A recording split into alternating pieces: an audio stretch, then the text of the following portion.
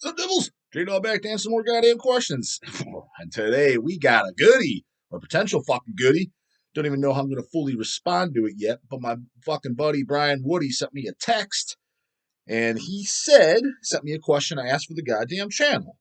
So, yeah, get skip into the front of the goddamn line. And if you guys kind of if you really want a question, you got a really good one, you want to skip to the front of the line kind of like this, granted, by the time you see this, it's still going to be 5 to 7 days old because I'm recording it what date is this? So I'm recording this January 22nd. So whenever this is up, because I'm about always 5 to 7 videos ahead. So that's how many I have in front of me. So that then just goes up. I just go in order. I have a backlog of videos because there's definitely days I don't have time to record a video. So I need fucking backlog. God damn it. But anyways, if you put in the orders notes section a question, which a few people have now, and I answered. I know Joe Deakins did, and a couple other guys did. I forget who, but and I answered it right there. And they even said that was on the order notes. Or if you sent me the email. It don't light my inbox up either with stupid shit either. But I mean, if you got a legitimate good question, I'll answer on camera. The only way I won't, I kind of don't want to make this offer because I know there's going to be some fucking panties up in a bunch. But like, he didn't answer my question. I'll answer it if it's something I can make a conversation about. If it's just a 2-second answer, hey J-dawg, what do you think of deranged? It's like number one, I've already told you what I think of deranged, and number two is I like him. I mean, there's not a whole lot for me to say. If it's a question, I'm like, oh, I can make I could at least have 3 to 5 minutes to talk about this, and I haven't talked about it yet, then I'll just put it at the front of the line. So just a little note there. So you can put it there.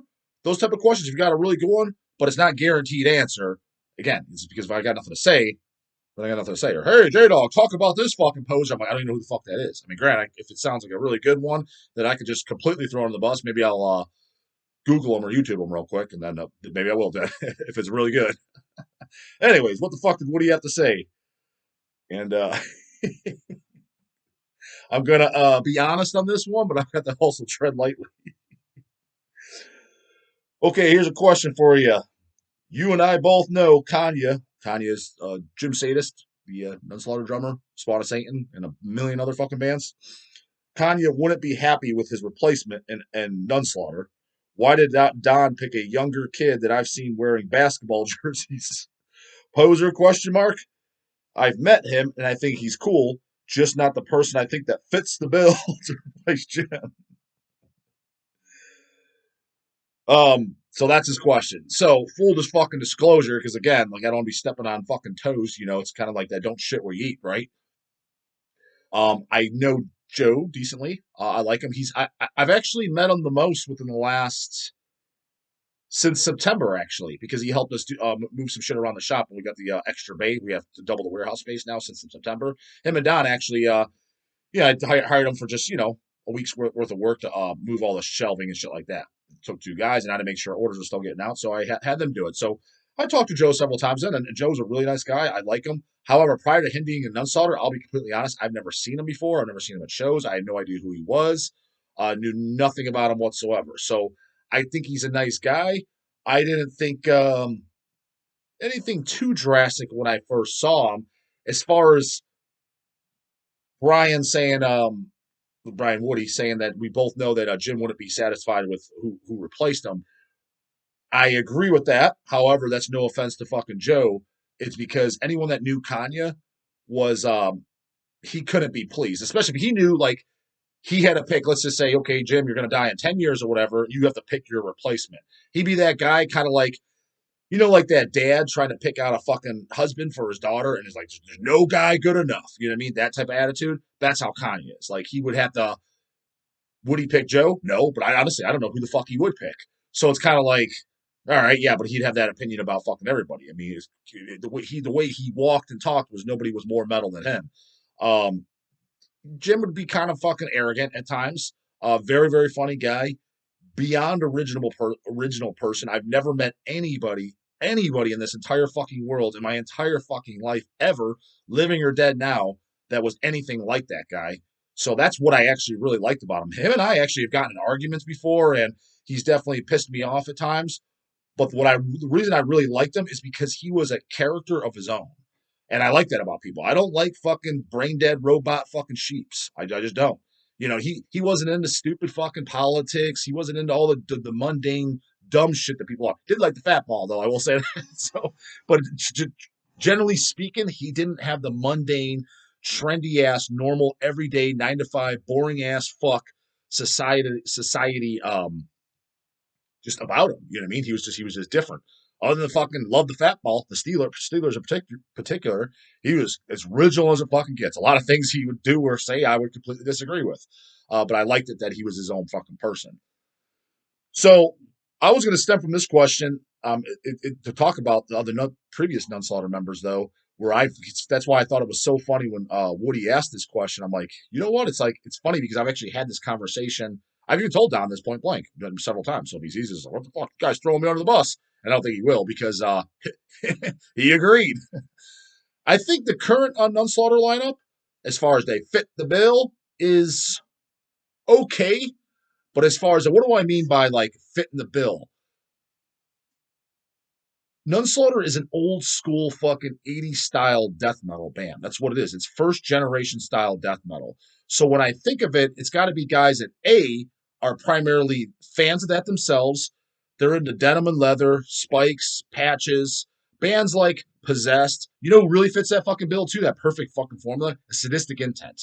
They have just that old school 80s fucking feel, but as first generation type death metal.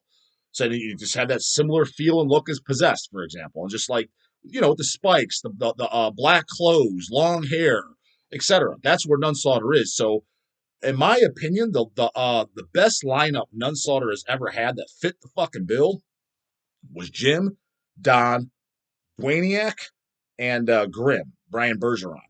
And the reason I say that is number one, appearance wise, it looks like a full blown, fuck yeah, this is a band that's from the fucking 80s, or at least represents the fucking 80s. Just like when I look at Sadistic Intent on stage, that's the best example I can use.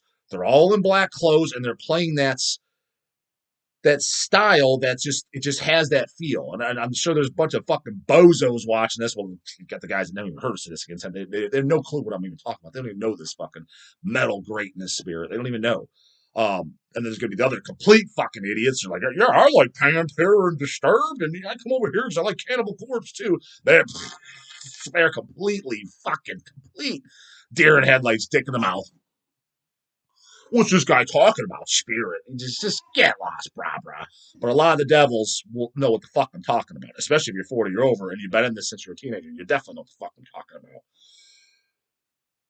That lineup, what's funny about it too is obviously Jim's the only one that's not alive. They all liked very similar stuff. Dwayne likes a lot of the black metal, and Brian, I don't know, the one I know the very least is Brian Bergeron Grimm. I've only kind of talked to him once.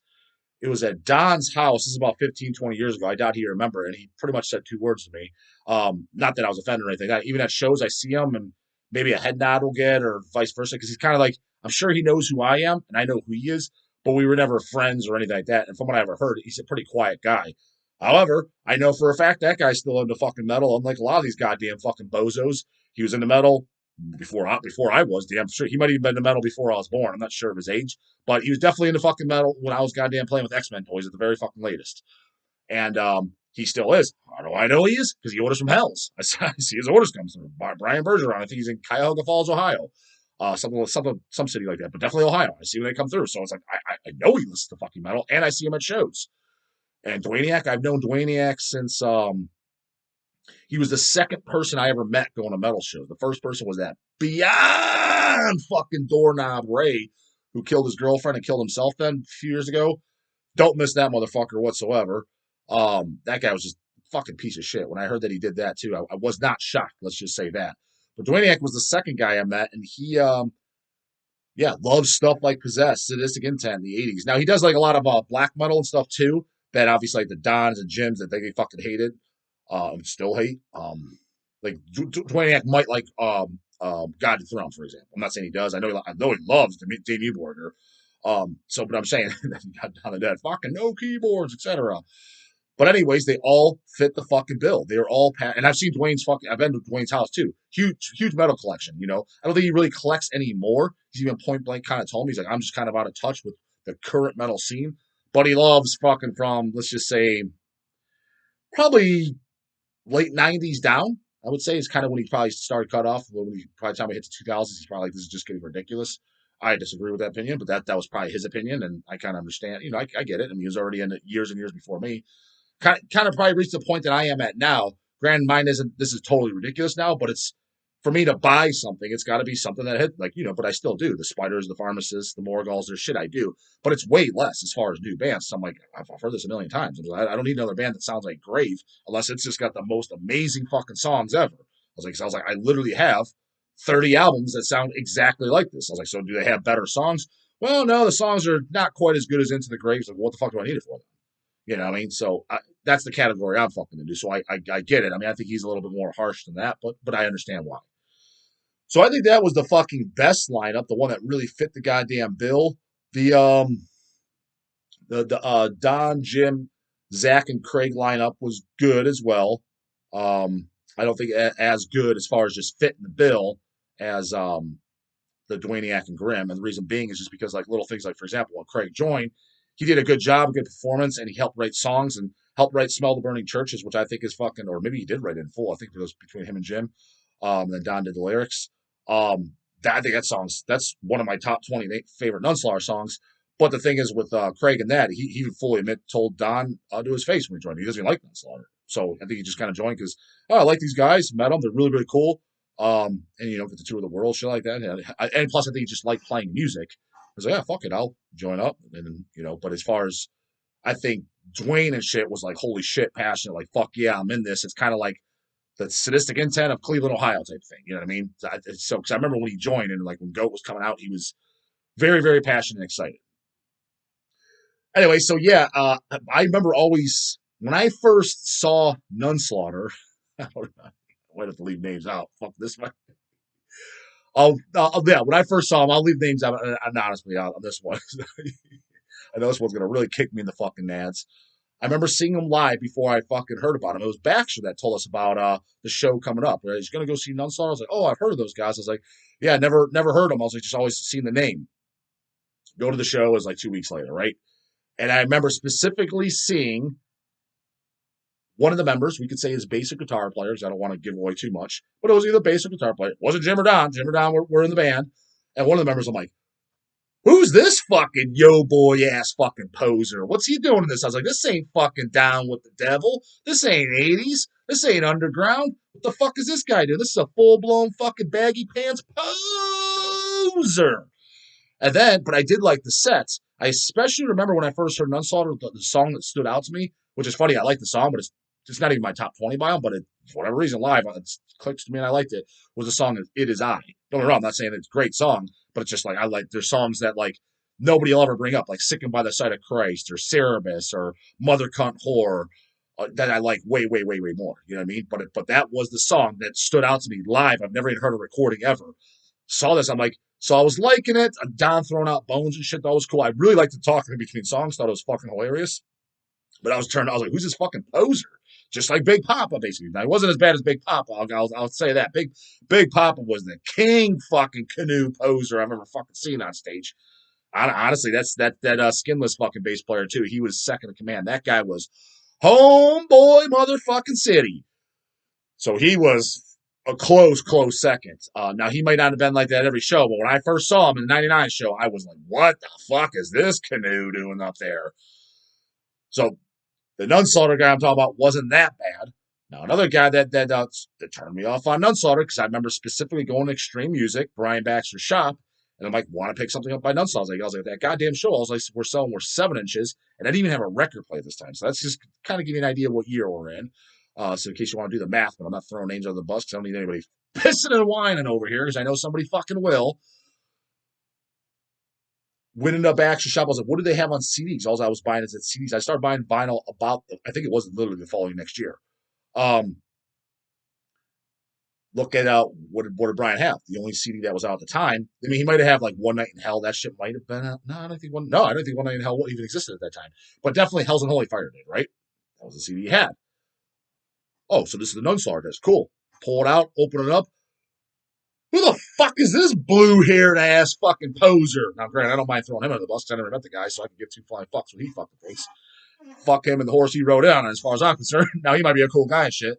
But I've asked Jim and Don, I was like, well, what was that doing? What was that fucking poser that you brought into the goddamn band? I was like, before I even knew you guys, and I heard you play live, then I checked out your disc. I was like, Told him about the one guy playing live, which they agreed, and told him about the guy in Hell's and Holy Fire, and they fucking agreed as well.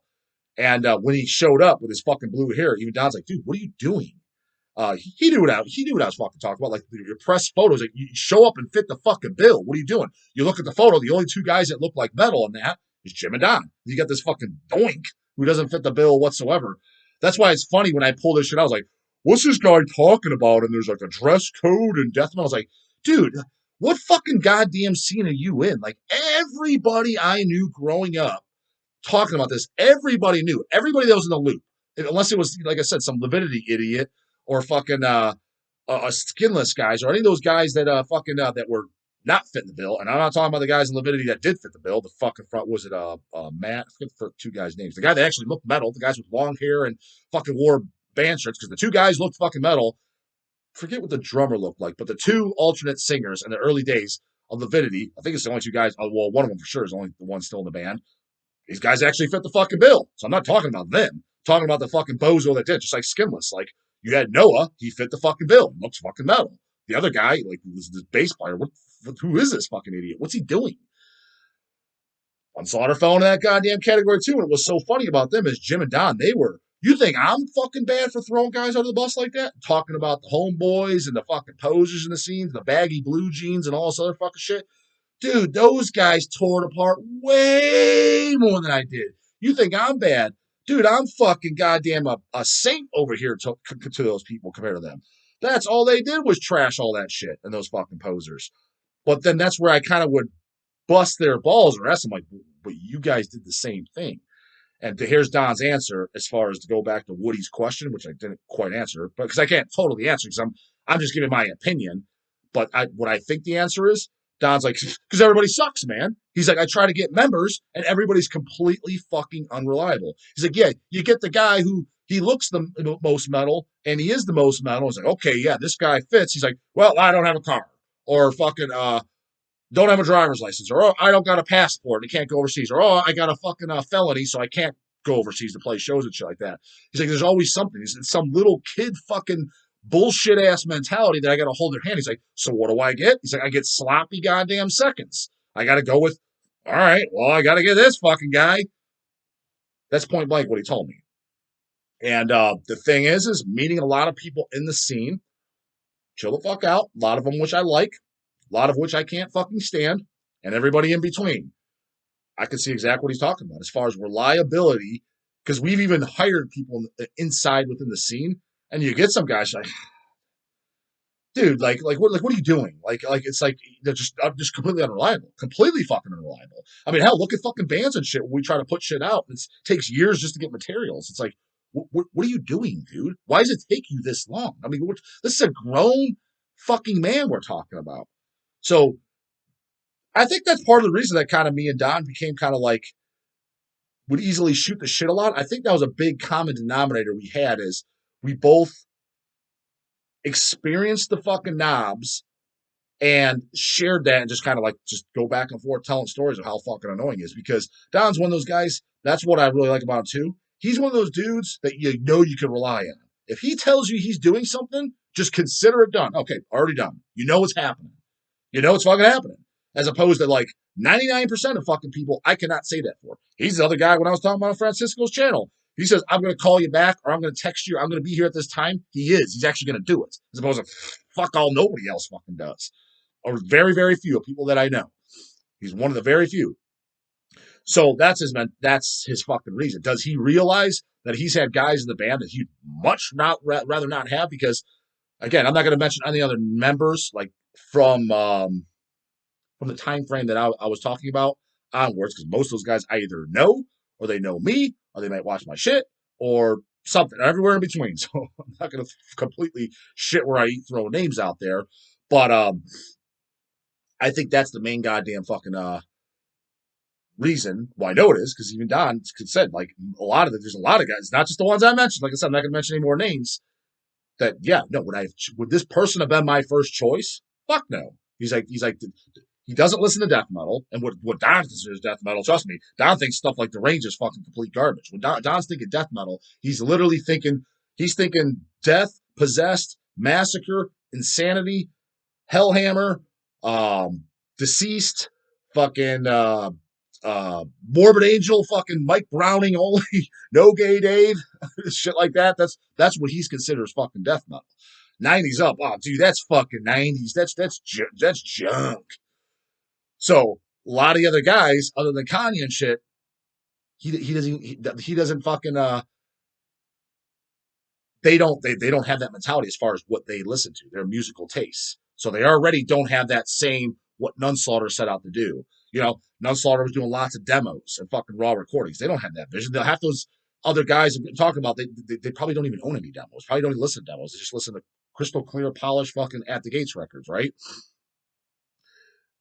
And then as far as appearance, a lot of them, they don't fit that fucking bill either. And hell, there's members, again, no more than that fucking name's mentioned. I know for a fact they barely knew, if didn't even know who Nunslaughter was. But the other in the band, and actually, no, that is a fact. There's one guy, I'm not going to mention years again at all, that I know for a fact he didn't know who Nunslaughter was before he joined. He was in the band for a year or two, a couple years, 3 years maybe.